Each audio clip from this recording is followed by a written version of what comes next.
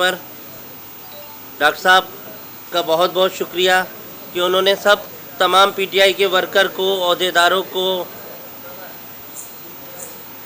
ہمدردوں کو ایک چھت کے نیچے جمع کیا اس عید کے موقع پر۔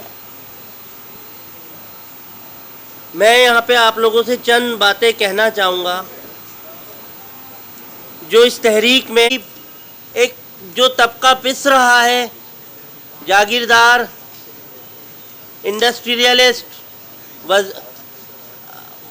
کیا کہتے ہیں طبقہ، تو ان کے خلاف آواز بلند کرنے کے لیے خان صاحب نے اس تحریک کو شروع کیا۔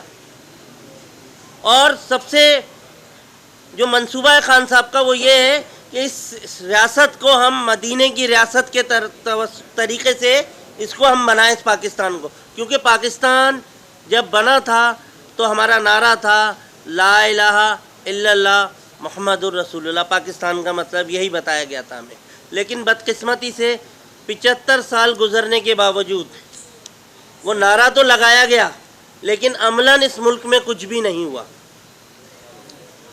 ہم پاکستان تحریک انصاف کے ورکر، سپورٹر، عہدیدار اس چیز کو مانتے تو ہیں کہ حاضر حاضر لہو ہمارا، خان تیرا ایک اشارہ حاضر حاضر لہو ہمارا، لیکن ہمیں خان کی تعلیمات پر بھی، خان کے منشور پر بھی چلنا ضروری ہے۔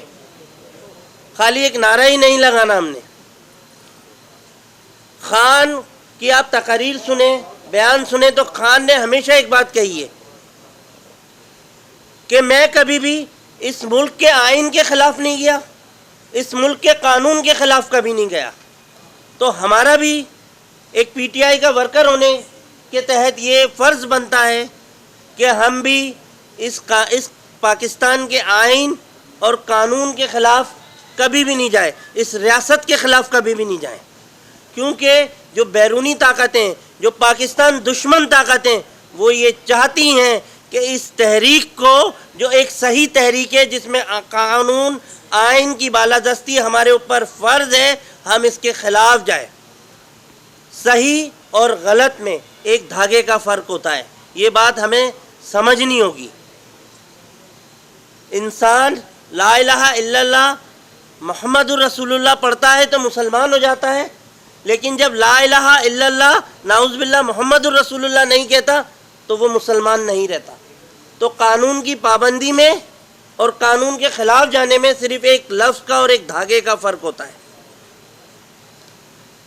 تاریخ اس چیز سے بھری پڑی ہے کہ جب کسی تحریک کو چلایا جاتا ہے، امریکہ کی آپ مثال لیں، جب وہاں پر کالوں اور گوروں کا ایک بہت بڑا فرق تھا کہ ایک ریسٹورنٹ ہوتا ہے، اسکول تک ان کے الگ الگ تھے، 35 سے 40 سال اس تحریک سے جڑا رہا، تو بالآخر 1968 میں جا کے امریکہ جیسی بڑی جمہوری طاقت میں وہ قانون بنا جس میں کالے اور گوروں میں فرق ختم کیا گیا۔ اسی طرح نیلسن منڈیلا 40 سال جیل میں رہا، پھر جا کے ساؤتھ افریقہ میں ان کو ان کے حقوق ملے۔ تو ہم بھی اسی طرح ایک تحریک کا حصہ ہیں۔ کیا تحریک ہے؟ کہ اس ریاست کو ہم نے مدینے کی ریاست بنانا ہے۔ مدینے کی ریاست سے مراد کیا ہے؟ کہ ایکول رائٹس، دولت کی برابری سے تقسیم، غریب اور امیر میں کوئی فرق نہ ہو، انصاف سب کو برابری سے ملے۔ تو یہ مدینے کی ریاست کے جو بلٹس پوائنٹس ہیں وہ یہ ہیں۔ اپنے جذبات پہ بھی قابو رکھنا ہے، ہم نے پرامن طریقے سے اس تحریک سے جڑے رہنا ہے اور انشاءاللہ اور لوگوں کو بھی جوڑنا ہے۔ ایک چھوٹی سی مثال اور لوں گا آپ لوگوں کے لیے۔ ہم آج چائنا کی مثال دیتے ہیں، کو آپ کے بچوں کو سب کچھ ملے گا انشاءاللہ، امن بھی ملے گا، روزگار بھی ملے گا اور تعلیم بھی ملے گی۔ تو ہم نے یہ سوچ کے اس تحریک سے جڑے رہنا ہے اور ایک تبلیغ جاری رکھنی ہے۔ تو آپ کو پتا ہوگا کہ چائنا میں جب انقلاب، دنیا کا طویل ترین لانگ مارچ کہلاتا ہے، 84,000 لوگ لانگ مارچ پہ نکلے، جو لانگ مارچ کا اینڈ پوائنٹ تھا، وہاں پہ پہنچتے پہنچتے صرف 8,000 لوگ بچے تھے، باقی 76,000 لوگ یا تو بیماریوں میں مارے گئے یا ان کو راستے میں قتل کر دیا گیا. پھر 8,000 لوگوں نے 50 سال جد و جہد کیے تو 1950 میں جا کے چائنا صحیح طریقے سے آزاد ہوا ہے. افیم سے بھی نکلا اور خانہ جنگی سے بھی نکلا. تو یہ ایک جد و جہد ہوتی ہے جس سے ہم نے جڑے رہنا ہے.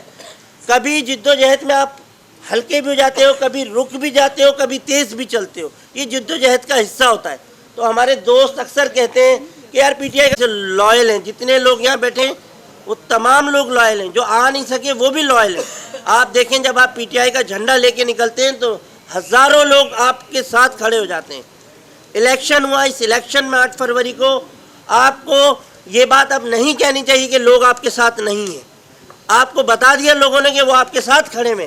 اب آپ کا فرض ہے کہ آپ اس تحریک سے جڑے رہیں, صبر رکھیں, اللہ سے دعا کریں اور اپنے خان کے منشور پر چلتے رہیں. انشاءاللہ بہت جلد عمران خان صاحب بھی باہر آئیں گے اور یہ ملک میں بھی آپ تبدیلی دیکھیں گے.